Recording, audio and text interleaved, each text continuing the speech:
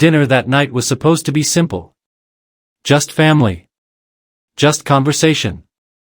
Nothing unusual. My wife, Alina, had invited her parents and her younger sister, Meher. We hadn't all sat together in months, so it felt like a good chance to reconnect. Everything started normally. Food on the table. Light laughter. Small talk about work, life, and plans. I was relaxed. Comfortable. For once, everything felt peaceful.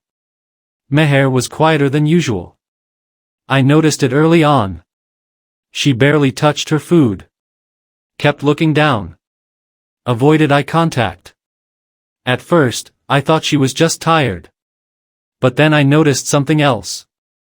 Every time I spoke, she tensed slightly. It was subtle.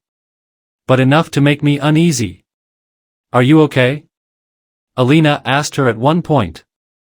Meher nodded quickly. "Yeah, just not feeling great," she said. Her voice sounded off. Nervous. But no one pushed further. Dinner continued. Or at least, it tried to. Because a few minutes later, everything changed. Meher suddenly stood up. Her chair scraped loudly against the floor. Everyone looked at her.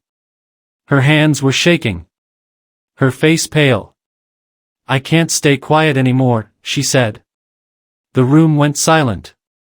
"What do you mean?" her mother asked. Meher didn't look at anyone else. She looked directly at me. And in that moment, something felt wrong. Very wrong. Then she said it.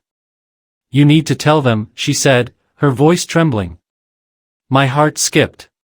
"Tell them what?" I asked, confused. She swallowed hard. Then said the words that shattered everything. "You're the father of my baby." Silence. Complete. Absolute. For a moment, no one moved. No one spoke. It didn't make sense. It couldn't make sense. "What?" I said, almost laughing in disbelief. "That's not funny." But no one was laughing. Alina slowly turned toward me. Her face, changing. Confusion. Shock. And then something worse. Doubt. "Is this true?" she asked quietly. My chest tightened. "No," I said immediately. "Of course not. This is insane." Meher's eyes filled with tears. "Stop lying," she said. "I'm not lying," I replied, my voice rising now. "This never happened." Her father stood up. "Watch your tone," he warned. "I didn't do anything," I said, frustration building. But the damage was already done. Alina stepped back from me. Like I was someone she didn't recognize. "You expect me to believe that?" she asked, her voice shaking. "Yes," I said. "Because it's the truth." But doubt had already taken hold. And doubt is enough to destroy everything. "I need space," she said suddenly. Then she turned and walked away. "Alina, wait," I started. But she didn't stop. The door closed. And just like that, my marriage, my trust, my entire life started falling apart. All because of an accusation I didn't even understand. The moment Alina walked out, everything spiraled. Her parents turned on me instantly. "How could you do this?" her mother said, shaking her head in disbelief. "I didn't do anything," I repeated, my voice tense. "This is a lie." But no one was listening. Meher was crying now. Quiet at first, then louder. "I didn't want to say it like this," she sobbed. But he left me no choice. My fists clenched. "What are you talking about?" I snapped. "I've never even been alone with you." "That's not true," she said quickly. My mind raced. When? How? Nothing made sense. Her father stepped closer, his expression hard. "You better start telling the truth," he warned. "I am telling the truth," I shot back. "This is insane." But the more I defended myself, the worse it looked. I could see it in their eyes. Doubt had already turned into belief. And belief had turned into judgment.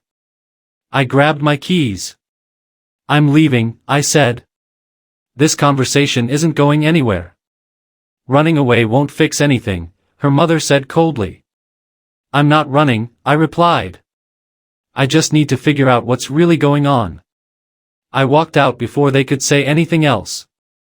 My hands were shaking as I got into the car. My mind kept replaying that moment. "You're the father of my baby." It didn't make sense. There had to be something behind this.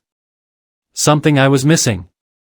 Then suddenly, a memory surfaced. A few months ago. A family gathering. Late night. Everyone had been tired. I remembered going into the guest room for a few minutes, just to take a call. And Meher had come in briefly. Said she needed something from the closet. At the time, it felt normal. Nothing unusual. Nothing wrong. But now, that moment felt different. Too convenient. Too easy to twist. I pulled out my phone and checked my call history. The date. The time. It matched. I had been on a call. A long one. There was no way anything else could have happened. Unless. My thoughts stopped. A darker possibility forming. What if this wasn't about confusion? What if it was intentional? I drove straight to a place I hadn't visited in months. An old cafe where a mutual family friend worked. Someone who knew Meher well. When I told him what happened, his reaction wasn't shock. It was hesitation. And that hesitation told me everything. "There's something you should know," he said slowly. My chest tightened. "What?" I asked. He looked around, then leaned closer. "Meher has been in trouble for a while," he said. "She's been seeing someone, secretly." My heart dropped. "What do you mean?" I asked. "She got pregnant a few months ago," he continued. But the guy disappeared. Silence filled the space between us. "And now?" I asked quietly. He exhaled. "She needed someone to blame." Everything inside me went still. Because in that moment, the truth started to come together. And it was worse than I imagined. This wasn't a mistake. This was a decision. And I had been chosen, as the easiest target. That night, I showed Alina the truth. Proof. Messages. Everything. Her face changed instantly. Meher broke down. The lie was exposed. But some damage can't be undone.